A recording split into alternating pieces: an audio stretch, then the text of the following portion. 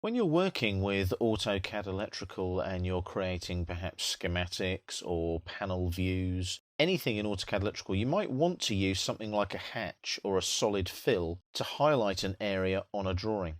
The drafting setting TPY here, transparency, actually allows you to hide or not hide any transparent objects. I'll just switch it back off again for now. So let's go now and place a hatch on this area here where the circle is. Now you can use a hatch or a fill. I'm going to use a solid fill because it's more definite and more obvious when you use the transparency tool.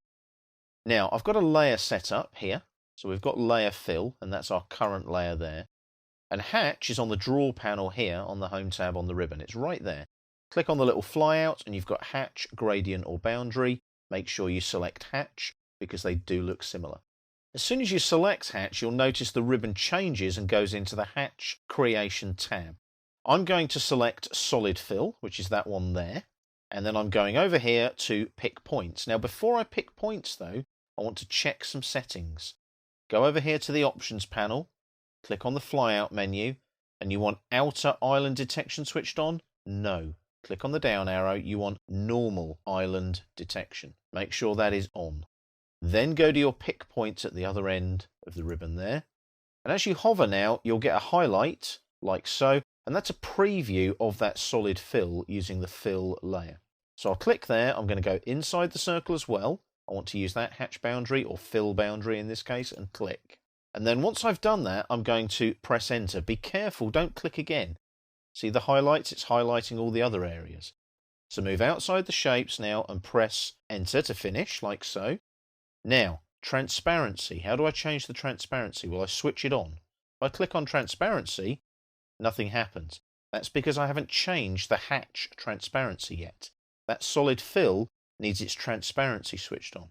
If I double click on it, what will happen there is I get the quick properties come up that we'll look at in a moment. I don't need those, so I can actually close that. But here, the hatch editor kicks in. See the tab?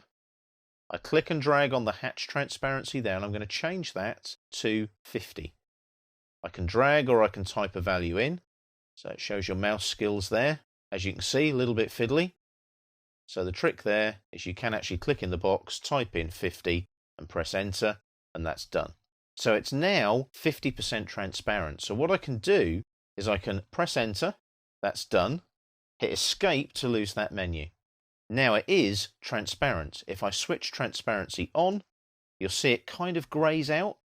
But the nice thing about that is when you've got lots of hatches and lots of fills on a drawing, you can see the things underneath, in this case the circle.